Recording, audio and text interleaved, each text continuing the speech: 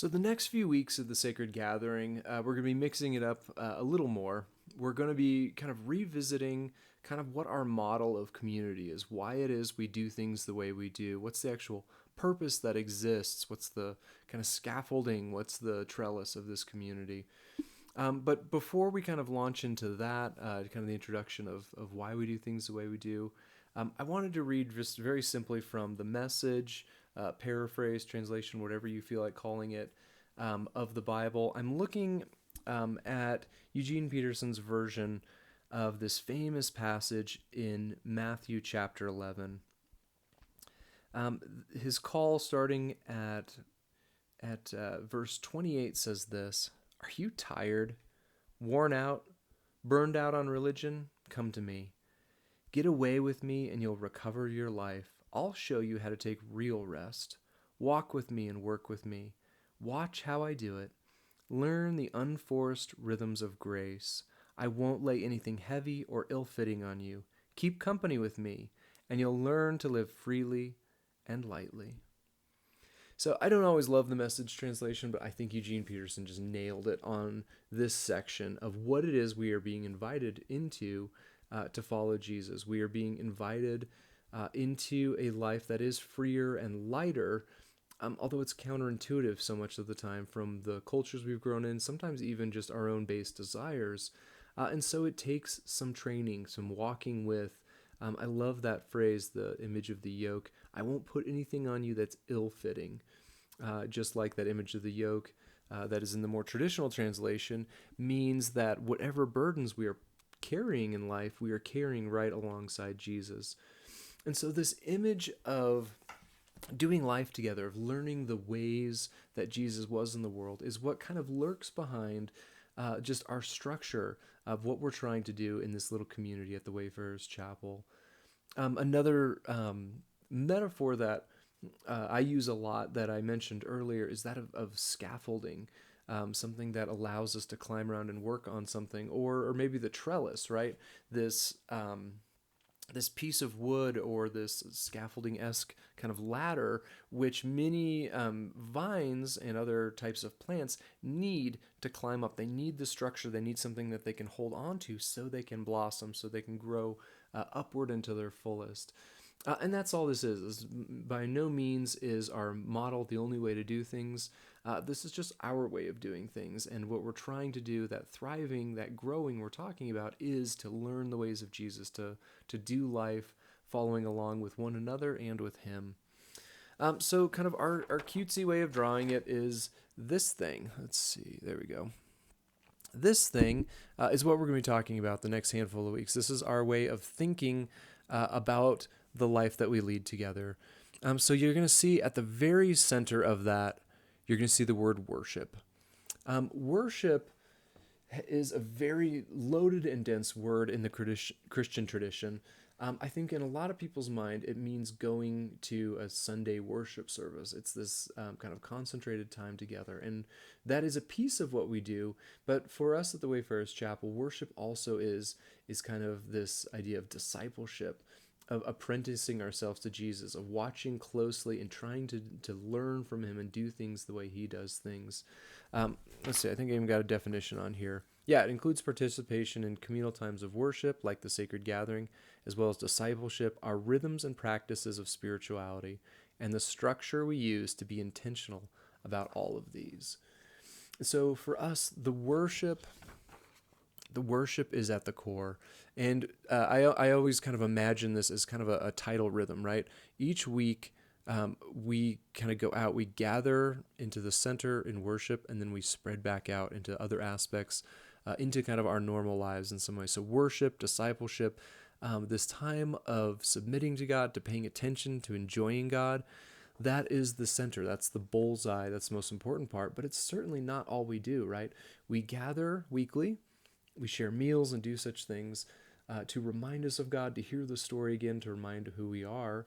And then we go back out to living and loving others again.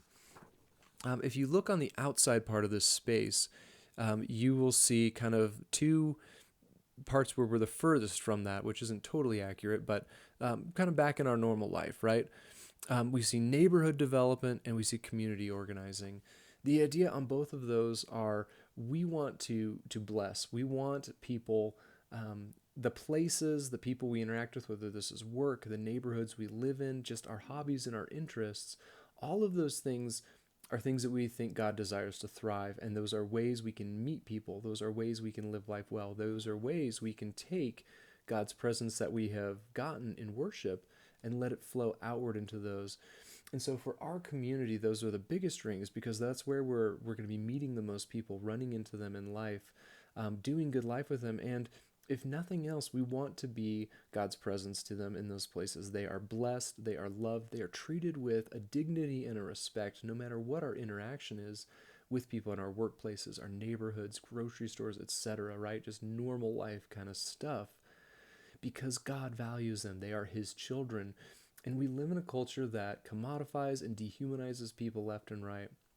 And so in those outer rings, we choose not to. The kind of two pieces there, neighborhood development, of course, is just really intentionally building community in the places we live. And whatever that looks like, we live in a very isolated society. And so that alone, building good relationships, making the places we live thrive, I think is an incredible gift to the world. The other piece of it on here is what we usually call community organizing, or sometimes the micro communities. And this is the idea that, yeah, there's times when we need to gather people around a specific event, a specific thing to do, and sometimes we partner with people that are doing these things already. I think I have a huge passion for taking good care of this world that God has given us. And so one that we always join with every year at Wayfarers is the Creek Week cleanups to work on the fountain watershed here locally. Um, but this has been board games, this has been hiking groups, this has been moms and dads groups. I mean, it doesn't totally matter. These are things that are going on in our lives anyway that we try to gather people and build relationships and bless through. So again, it's some of it's just natural neighborhood places of work. Some of it's stuff that we intentionally do because it's things we believe in and that we enjoy. And so we either partner with existing things that are happening, or we organize our own things that can be fun and a blessing to others. The next ring in has to do with kind of increasing intimacy. It has to do with, I guess, a smaller number of people. And so in there, you're going to see hospitality and you're going to see service. Both of those absolutely need to be flowing out of our worship. God is incredibly hospitable to us, inviting us into His family, right?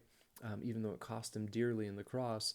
And service is just loving others, of making their needs more important than ours. This is just one of the most basic things we see God doing with His own life and Jesus doing His own life. He took care and He served those around Him.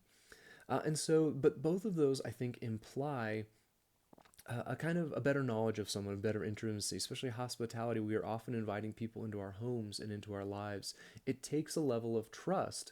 It takes a level of vulnerability, which I think is in a lot of ways where the good stuff in relationships are, but it's also what God invites us to. People deserve deeper relationships. People deserve to be known. People deserve to be in one another's homes, in one another's lives. And so that's what the intentional hospitality is. And service is the same way. People want to serve. So sometimes we organize these events, sometimes we help out with things that are needed doing. I just think we are inherently built to be taking care of others. And it's not just something we do when we have free time or a habit, it is a lifestyle. It is one of the most important aspects of following the way of Jesus. And often people who will meet us at one of these kind of fun, kind of community events, here's about an opportunity to serve. Here's about a need. And they will, of course, jump in. They want to get their hands dirty. They want to do something meaningful with their life. And so we affirm that and we serve beside people. We don't just serve those and treat people as if we are the grand person giving them things. We allow ourselves to be served in the same way, and we serve beside one another. I think there's a mutuality in good service. We give and we receive at different times, in different seasons, and in different ways because we are all human. We need that, and that's a huge part of what God invites us into. And then, so again, moving into that very center of what we do, we find worship. And so, kind of the way this works, as I said, is day in and day out, we, kind of flow into this place of worship, this concentrated paying attention to God's presence, and then we flow back out. But we'll see a lot of people. We may meet them out in the neighborhoods in our regular life and our work.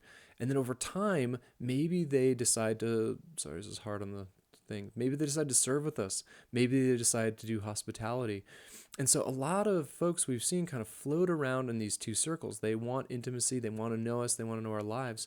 And eventually it does, in fact, become appropriate to invite them into kind of the core of what our lives are. They come and they worship with us, they experience God with us because they are known, they know us, they build our lives, and it's the same way out. We worship and then we go back out to places of service and hospitality. We go back out to neighborhood and organizing and do it well. So this flow from worship in and out is what we're trying to do. These are kind of our core values. We see as we're getting closer and closer to that center of worship, discipleship, it's a smaller group of people, it's deeper, it's more intimacy, but people are always welcome to be invited. So we'll be looking at each of those pieces a little more in detail. We'll be looking at specific why we approach them the way we do the next handful of weeks. But for this week, I wanted to do kind of the overview of kind of what our model is and what it is we're aiming at, though, I guess it's up for debate how much we're succeeding in that.